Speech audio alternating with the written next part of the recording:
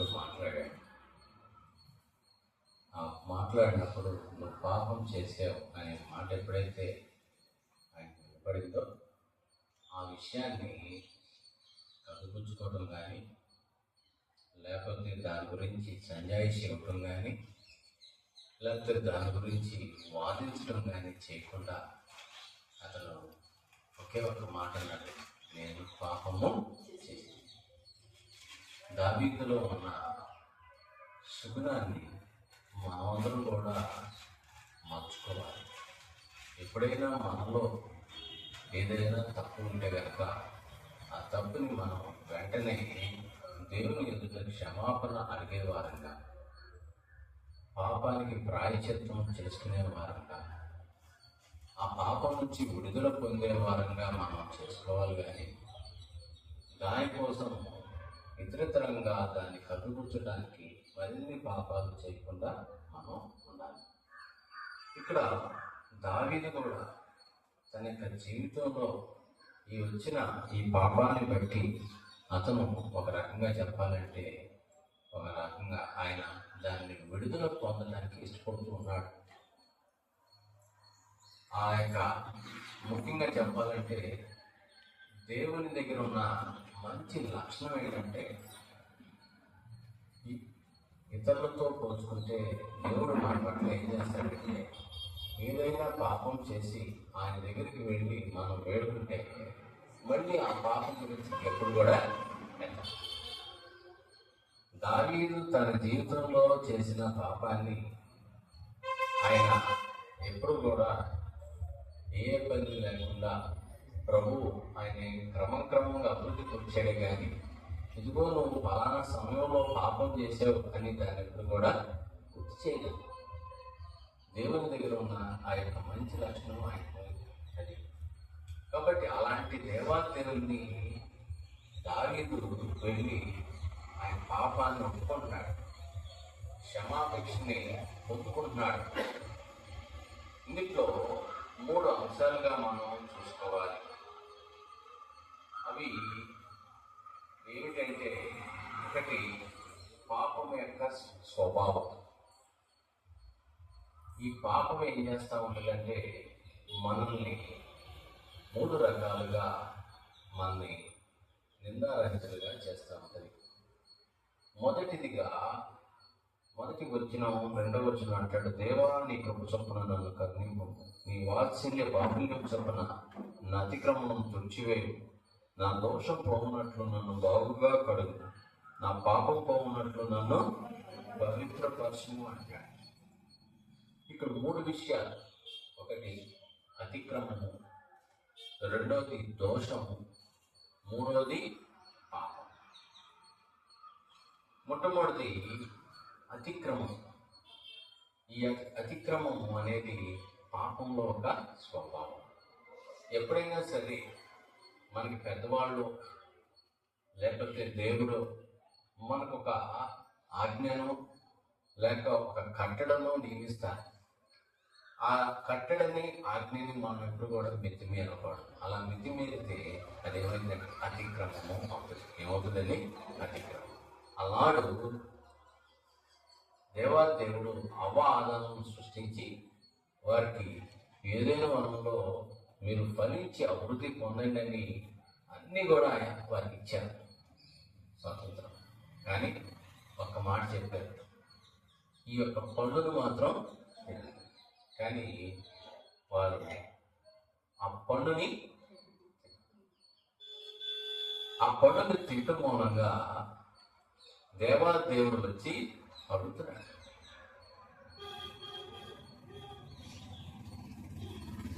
ఆదాము ఎక్కడ అంటే నేను తోట మధ్యన ఉన్నాను, ఎందుకున్నావు, ఎందువల్ల ఇలా జరిగింది అంటే ఈ అవ్విచ్చింది అన్నాడే కానీ అయ్యా పొరపాటున లేదా తప్పిదం మూలంగా నేను ఈ పండుని తిన్నాను అనే మాట అన్నాను.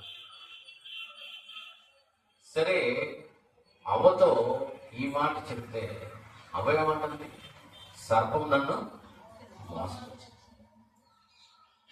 మన అతిక్రమంలో మనం ఎప్పుడైనా చేసినప్పుడు మనం చేయాల్సింది మొట్టమొదటి ఏంటంటే, అయ్యా పాపము చేశాను క్షమించు అని క్షమాభిక్ష కోరుకోవాల్సిన మనము ఏం చేస్తున్నామంటే దాన్ని కోసం రకరకాల సంజాయిషి చెప్పడానికి ప్రయత్నం చేస్తాం. ఇంకొక మంచి మాట మాట్లాడుతాం మనం. మంచి మాట అనేది పొరపాటును చేసామంటే ఏంటంటే పొరపాటును చేసాం. మనకు తెలియదా? పొరపాటు కావాలని చేసాం. మన శరీరం ఆశించింది, దానికి మనం చేశాం. దావీదు ఆయన ఖచ్చితంగా చెప్పాడు, నేను పాపము చేశాను. రెండో విషయము దోషం. ఈ దోషం ఏం చేస్తుందంటే మన నీతిని, అదేవిధంగా మన మంచిని, మన ప్రవర్తన ఏం చేస్తుందంటే చెరుపు. అప్పటి వరకు కూడా మనం చేసిన మంచి అంతా కూడా ఏమైపోతుందంటే మనం తప్పు చేయటం మూలంగా దోషిగా నిర్ధారించబడి అవన్నీ పక్కకి నిన్ను మంచోడు కదా అనేది ఎవరు కూడా ఇంకా ఉండదు. ఈరోజు మన దోషాన్ని బయట ఉండదు. కాబట్టి రెండోది దోషం, మూడోది పాపం. ఇది భయంకరమైనది. ఏంటి పాపం అంటే, దేవుడు మనకి కొన్ని విలువలను నిర్దేశించాడు. వాటిని మనం పోగొట్టుకున్నా, అపవిత్రపరిచిన, లేదా అక్రమ జీవితానికి బానిసలు అవడానికి ఈ పాపం ఏం చేస్తుందంటే మనం తీసుకెళ్తాం. ఈ పాపం అనేది దేవునికి దూరం చేస్తాం, క్రమాన్ని అక్రమం చేస్తూ ఉంటుంది.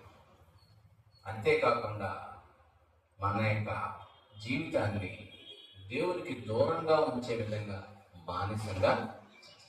అన్నాడు చిన్న కుమారుడు తండ్రి దగ్గరికి వచ్చి ఆస్తిని అంతా తీసుకొని బయలుదేరి అతను చేసిన పని ఏంటంటే దుర్వ్యాపారం. ఆ దుర్వ్యాపారం అనగా ఒక రకంగా చెప్పాలంటే దేవునికి వ్యతిరేకమైనది. రెండోది అది డబ్బును నశింపజేసేది, ఆరోగ్యాన్ని నశింపజేసేది, పాపంతో కలిగినది, మన యొక్క నీతిని పూర్తిగా తుడిచివేసేదాన్ని దుర్వ్యాపారము అంటారు. కాబట్టి ఆ పనులు చేశాడు. కాబట్టి ఈ యొక్క పాపం యొక్క స్వభావంలో మనకి మూడు విషయాలు కనపడతా ఉంటాయి. ఒకటి అతిక్రమము, రెండోది దోషము, మూడోది పాపం. తర్వాత ఈ యొక్క పాపం యొక్క సారాంశం. ఈ పాపం ఏం చేస్తుందంటే మనము జాగ్రత్తగా చూసుకోవాలి. కానీ దావీదు తన యొక్క జీవితంలో ఆయన యొక్క ఈ పాపంలో సారాంశం అనగా తర్వాత చేయాల్సింది ఏంటి? మనకి పిల్లలు చదువుకుంటారు, మ్యాథ్స్లో సిద్ధాంతాలను ఉంటాయి. ఆ సిద్ధాంతాల్లో దత్తాంశం, సారాంశం అంటారు. ఇంగ్లీష్లో టు బి ప్రూవ్ అంటారు. మనం చేయాల్సిందే. తర్వాత పాపం చేసాడు, దాని నుంచి విడుదల పొందడానికి ఏం చేయాలి అంటే, ముందు మనము దావీదు ఏం చేశాడంటే దేవునికి నేను వ్యతిరేకంగా పాపం చేశానని గుర్తించాడు. కాబట్టి ఆ యొక్క సిద్ధాంతంలో వాడు దాన్ని సారాంశంలోకి వెళ్ళే ముందు, ప్రూవ్ చేసే ముందు అన్నిట్లో ఏమేమి ఉన్నాయో చూసుకోవాలి. నేనే తప్పు చేశాను అనేది మొట్టమొదటి. తర్వాత రెండో విషయానికి ఆయన నాతాను ప్రవక్త వచ్చి తనతో మాట్లాడినప్పుడు వాడు నిజముగా మరణానికి పాత్రుడు. ఒక్క గొర్రెకి బదులు 4 గొర్రెలు బదులివ్వాల్సిందే అని చెప్తా ఉన్నాడు. కాబట్టి ఈ యొక్క దావీదు తను చేసిన పాపానికి తగిన శిక్ష పొందడం న్యాయమే అని దేవుని దగ్గర ఏం చేస్తాడంటే ఒప్పుకుంటున్నాడు. 4వ వచనంలో చూస్తే, నీకు కేవలం నీకే విరోధంగా నేను పాపం చేసి ఉన్నాను, నీ దృష్టి ఎదుట నేను చెడుతనము చేసి ఉన్నాను, కావున ఆజ్ఞ ఇచ్చినప్పుడు నీవు నీతిమంతుడుగా అగుపడదువు, తీర్పు తీర్చినప్పుడు నిర్మూలుడుగా అగుపడదు. దేవుని ఘనత, దేవునికే మహిమ చూపిస్తాను. మానవుని యొక్క స్వభావం ఏంటంటే, ఒక వ్యక్తి మీద ఎవరైనా నేరారోపణ చేస్తే వాడు చేసే మొట్టమొదట ఏంటంటే, ఎవరైతే నేరారోపణ చేస్తున్నారో వారి వైపు నేరారోపణ చేయడానికి చూస్తాం. లేకపోతే సంజాయిషి చెప్పే విధానంలో మార్పులు వస్తూ ఉంటాయి. ఏంటంటే, నేను ఒక్కడేనా, ఇలాంటి వాళ్ళు ఎంతో మంది లేరా, నేను ఒక్కొక్కే చేశాను, ఎందుకంటే ఎక్కువ చెప్పినా చేసిన వాళ్ళు ఉన్నారు.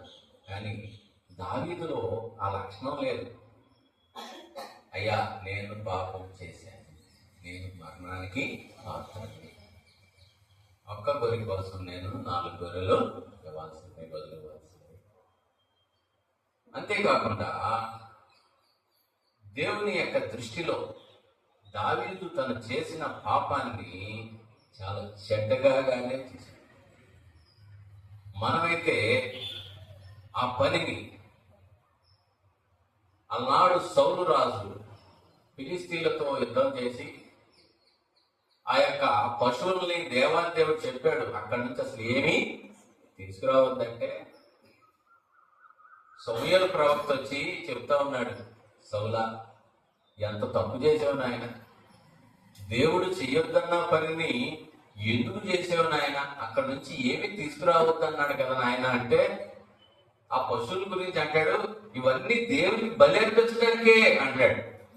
నేనేమి తప్పుగా చేయలేదు, నా కోసం తెచ్చుకోలేదు, దేవుడి కోసం.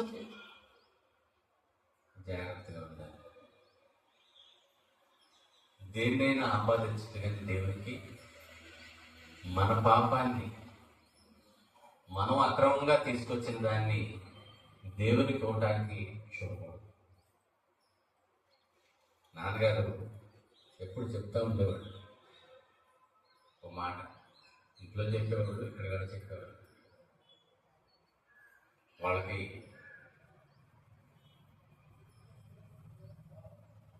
అక్కడ రైల్వేలో చేసేటప్పుడు గూడ్స్ వ్యాగన్స్ ఉండేవి కదా, ఆ గూడ్స్లో అవి ఎక్కించేటప్పుడు కొంచెం ఎక్కువ ఎక్కిస్తారు, తర్వాత పలానా టయానికి వెళ్ళిపోవాలి, ఆ టయానికల్లా అవన్నీ లోడ్ చేయడం కుదరదు అనమాట, కొంచెం లేట్ పట్టేది. దానికోసం వాళ్ళు ఏం చేసేవాళ్ళు అంటే, ఈ స్టేషన్ సిబ్బందికి కొంత సొమ్ము ఇచ్చేవాడు.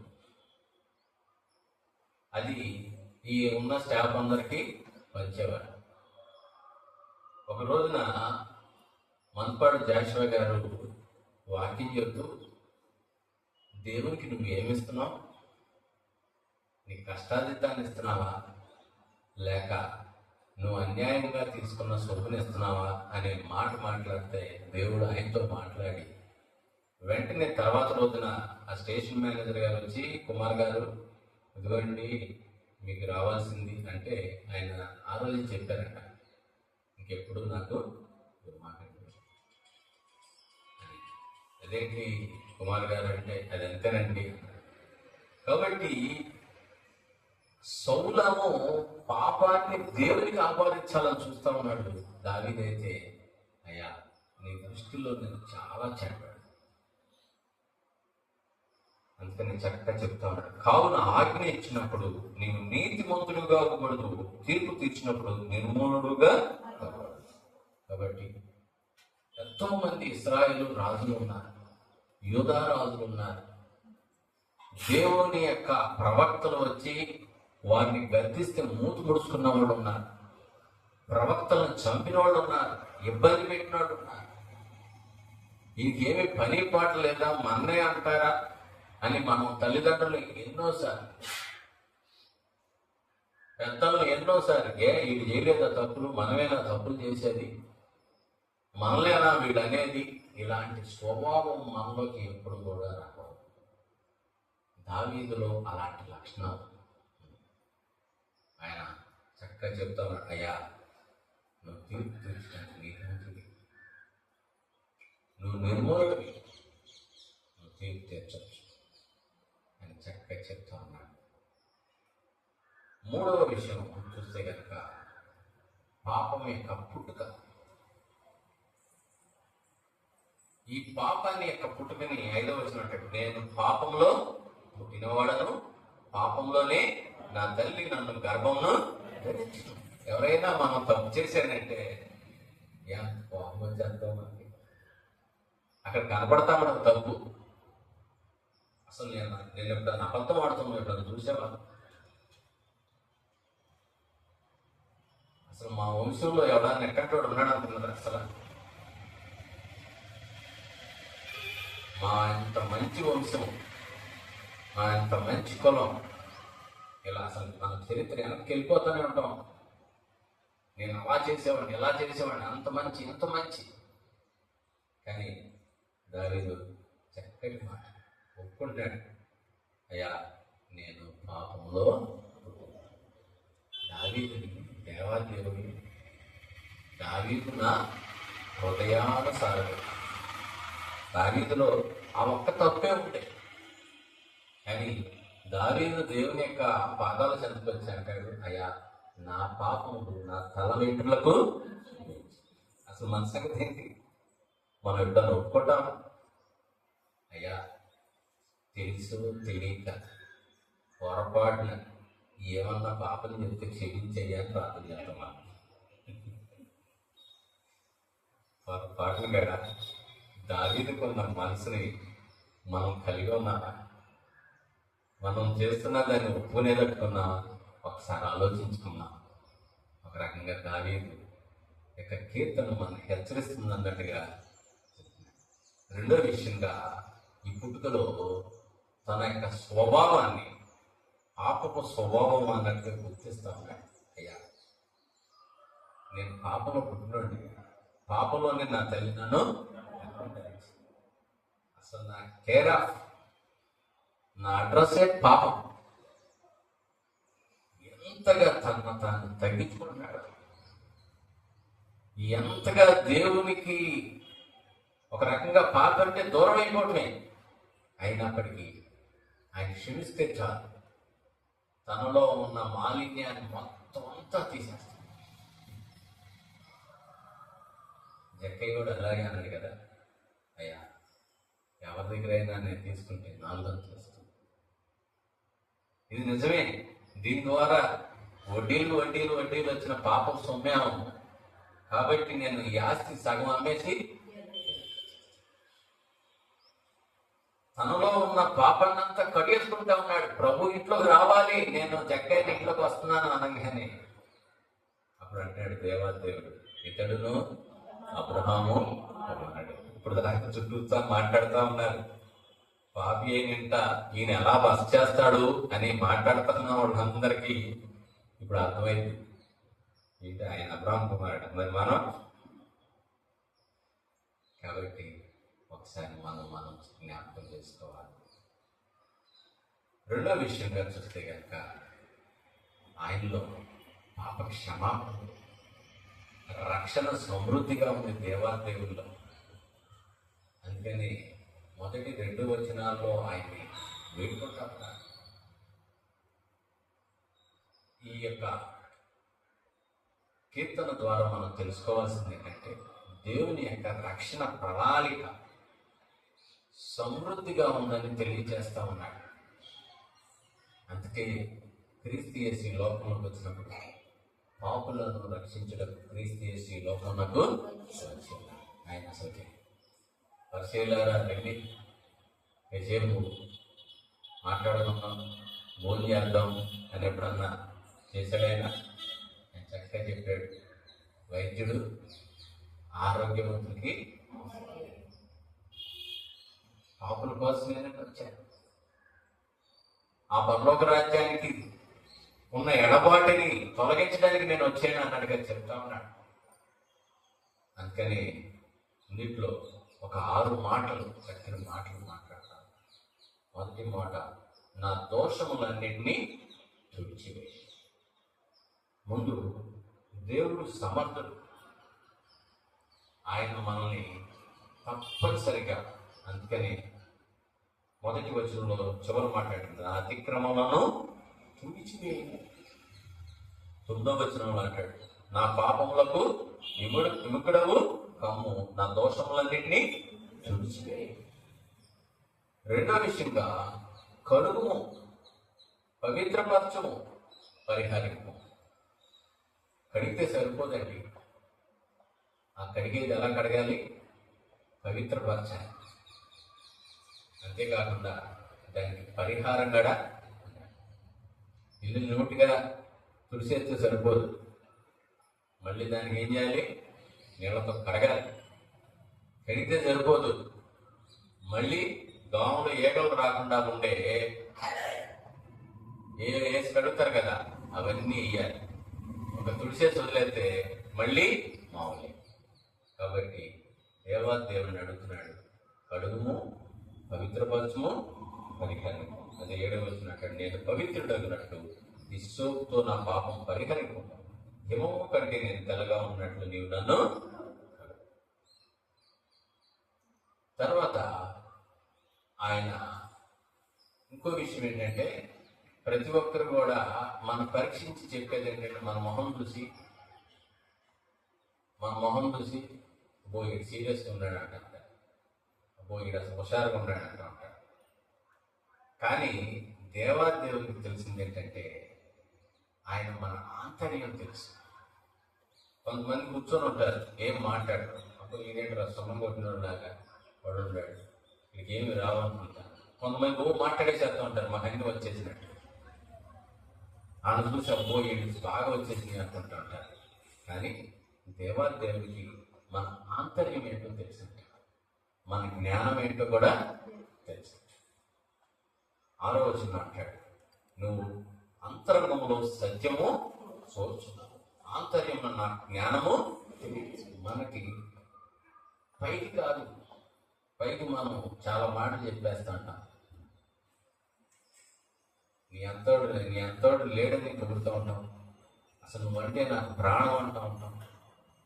ఇవన్నీ పై మాటలు. కానీ దేవునికి మనలో ఉన్న అంతరంగంగా మనం మాట్లాడతాం. మన ప్రేమ ఎలా, మన జ్ఞానం ఎట్లా ఉంది, ఇవన్నీ తెలుస్తాయి అంట. అందుకని ఆయన ఎప్పుడైతే తన యొక్క పాపస్థితిని అంతా వదిలిపెట్టేయాలని ఆలోచన వచ్చిందో, ఏమవుతుందంటే చక్కగా దేవుడిని అడుగుతున్నాడు, ఉత్సాహ సంతోషములతో నింపమంటున్నాడు. 8వ ఉత్సాహ సంతోషములకు వినిపింపము, అప్పుడు నీవు విరిచిన ఎముకలు. మనం చేసిన తప్పులను పూర్తిగా వదిలేసే లెక్కన, విడిచిపెట్టే లెక్కన, ఒప్పుకునే లెక్కన అప్పుడు ఏమైపోతుంది? ఇక నా పని సులువైపోయింది అనుకుంటాం. నాన్న ఎప్పుడు చెప్పేవాళ్ళే, జానీకి కోడి పెట్టాను. అడేవాడు పిల్లోడు రాయి పెట్టి కోడి పెట్టను చంపేస్తే రోజు వాళ్ళ అక్క ఏం చేసేది? రే జానీగా అంటూ ఉండేదన్నమాట. పాపం ఆ అక్క చేయాల్సిన పనులన్నీ కూడా చేసేవాడు. తట్టుకోలేకపోయాడు. ఒక రోజు వెళ్ళిపోయి వాళ్ళ అమ్మని గట్టిగా కొట్టుకుని చెప్పేసాడు, అమ్మా అప్పుడు నేనేనమ్మ చంపేసింది, ఎవడో కాదు అని. పోనీరా కోడి పెడతాను ఇంకోటి తెచ్చుకుందాం. ఈ 2వ రోజున పిలుస్తుంది, అరే జానీగా, జానీ లేదు ఇంకూ లేదా. కాబట్టి దేవుని దగ్గర మన యొక్క పాపము పూర్తిగా విడిచిపెట్టేయాలి. మరి లోపల కొంచెం పెట్టుకుంటే కనుక ఉపయోగం లేదు. విడిచిపెట్టేస్తే మనకేమవుతాయి? ఉత్సాహ సంతోషం. దేవుడు నా పాపాన్ని పరిగణించేస్తాడు, చేయాల్సింది చేసేస్తాడు. కానీ శిక్షిస్తాడో ఇంకోటో. ముందు నాలో ఉన్న బాధ నేను చేసుకున్నాను అని చక్కగా ఈ యొక్క కవి తన యొక్క భారాన్ని అంతా తీసివేసి అంటున్నాడు, అయ్యా ఇక నాకు ఉత్సాహ సంతోషాలని ఇవ్వయ్యా. అంతేకాకుండా 10వ అంటాడు, దేవా నా యందు శుద్ధ హృదయంను. ఇక లోపల ఇంకా పాపాలు, లోపల ఇంకా కపటాలు, లోపల ఇంకా వేరే అసూయలు, ఈర్ష్యలు, ఇట్లాంటివన్నీ పక్కన తీసేసి, పాపం యొక్క తలంపు తీసివేసి నా హృదయాన్ని ఏం చేయాలి? శుద్ధ హృదయం. ఏ హృదయం? ఏం లేదు, దేవునికి మాత్రమే ఘనత ఇచ్చారు. అయ్యా ఇన్ని అడుగుతున్నాం,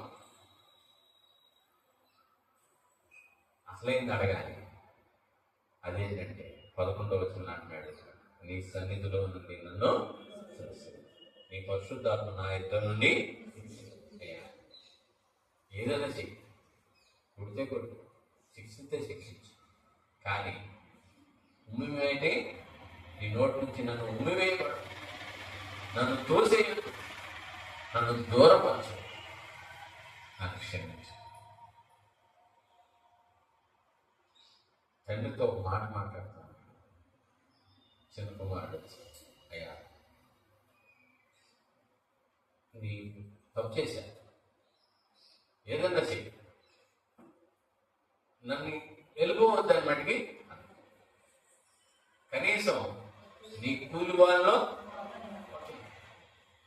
దాని యొక్క ఉద్దేశం ఏంటంటే నన్ను నీ ఇంట్లో ఉంచితే చాలు, నన్ను నీ దొడ్డిలో ఉంచితే చాలు. కాబట్టి ఇక్కడ కూడా దావీదు తన యొక్క జీవితంలో దేవునితో తెలియజేస్తున్నది, అయ్యా నీ సన్నిధిలో నుండి నన్ను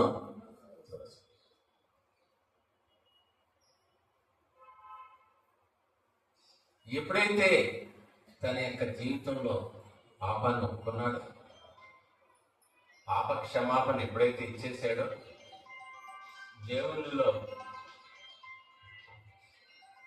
రక్షణ సమృద్ధిగా ఉందని అనుకున్నాడు. మూడో విషయంగా ఇక నుంచి నేను చేయాల్సింది ఏంటి?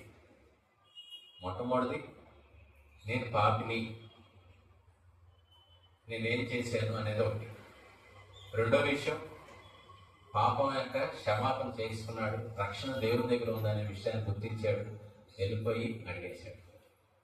కాబట్టి ఆయన రక్షించడానికి సమర్థుడు, రక్షిస్తాడు. ఆయన పాపిని రక్షించడానికే ఉన్నాడు. మరి మూడో పని ఏం చేయాలి అంటే, ఈ యొక్క పాపి పునరుద్ధానం, మారు మనసు పొందాలి. అంతేకాదు, మనం మారు మనసు పొందామనే దానికి చిహ్నంగా దేవునిలో మనం సేవ చేయాలి. అది ఏంటంటే, అది ఎలా ఉండాలి అంటే దేవుడిని తృప్తిపరిచేటట్టుగా ఉండాలి. మనం తప్పు చేసాం, అవతల వాళ్ళని క్షమాపణ అడిగేసాం, వెళ్ళిపోతే దానివల్ల విలువ లేదు. ఇక నుంచి మనం అక్కడే ఉండాలి, అక్కడి నుంచి వెళ్ళిపోకూడదు, అక్కడే ఉండాలి.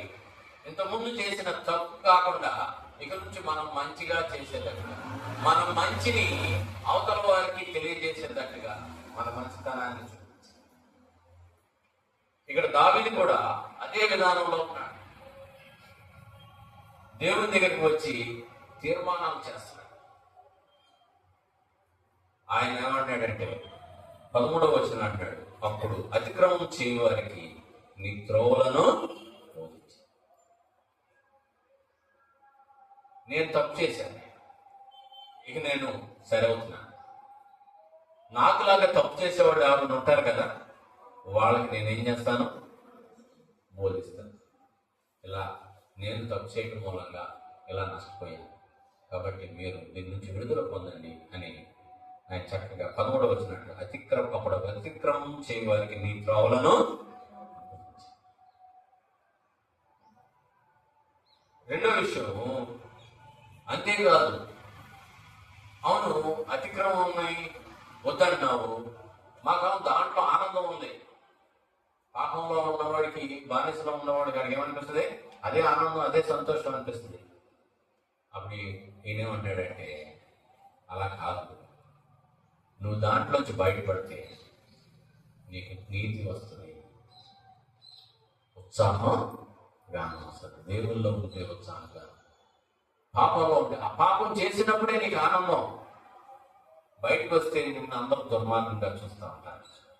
కానీ దేవుళ్ళకి వెళితే కనుక నీతిమంతుడు అంటారు. ఏమంటారండి? నీతిమంతుడు. ఎప్పుడైతే దోషి ఆ యొక్క పాపం నుంచి విడుదల పొందుతాడు, ఇతడు నిర్దోషి. ఉత్సాహ గానం 14వ వచనం అంటాడు, దేవా నా రక్షణకర్తగా దేవ, రక్తాపరాధం నుండి నన్ను విడిపిపోము. అప్పుడు నా నాలుక నీ నీతిని గూర్చి చాహగానం వచ్చే. ఓ ప్రభువా, నా నోరు నీ స్థుతిని ప్రచురపరుచినట్లు నా పెదవులను నీవు బలిని కోరువాడుకు కావు. కోరిని అలా నేను అర్పించదు. దహన బలి నీకు ఇష్టమైనది, విరిగిన మనసే దేవునికి ఇష్టమైన బలి. దేవ, విరిగి నలిగిన హృదయం నువ్వు రక్షించే. కాబట్టి దేవునితో చక్కగా నిర్మించుకుంటా ఉన్నాడు. అయ్యా, నీ నీతిని గురించి అతిక్రమం చేయవారికి వెళ్ళి నేను బోధిస్తాను. అంతేకాకుండా నిన్ను నీతిని గురించి చెప్తాను, ఉత్సాహ ధ్వని చేస్తానయ్యా. నీవు ఎంత గొప్పగా ఉన్నాడో నేను తెలియజేస్తానయ్యా అన్నాడు. అంతేకాదు, మూడో విషయంగా చూస్తే, మనం తప్పు చేసి క్షమించమని అడిగి తల్లిదండ్రుల్ని ఒకవేళ ఇంట్లో ఏదైనా తప్పు చేస్తే కనుక అక్కడి నుంచి మనం మూతి ముడుచుకొని కూర్చోకూడదు. మనం ఏం చేయాలి అంటే ఇంట్లో బాగా ఉపయోగపడేటట్టుగా ఉండాలి. దానికి ఇక్కడ ఆయన కూడా ఏమంటాడంటే, దీవెనకరంగా ఉంటుంది. ఇక నుంచి నా పాపం మూలంగా నా దేశానికి చాలా నష్టం జరుగుతుంది. ఇక నుంచి అలాంటిది రాకుండా ఉండడం కోసం నేను ఎలా ఉంటాను? దీవెనకరంగా ఉంటాను. 18వ వచనం, నీ కటాక్షం చొప్పున సియోనుకు మేలు చేయు, యెరూషలేము యొక్క గోడలను కట్టించు. అప్పుడు నీతియుక్తములైన బలులను, దహన బలులను, సర్వాంగ హోమములను నీకు అంగీకృతములను. అప్పుడు జనులు నీ బలిపేట మీద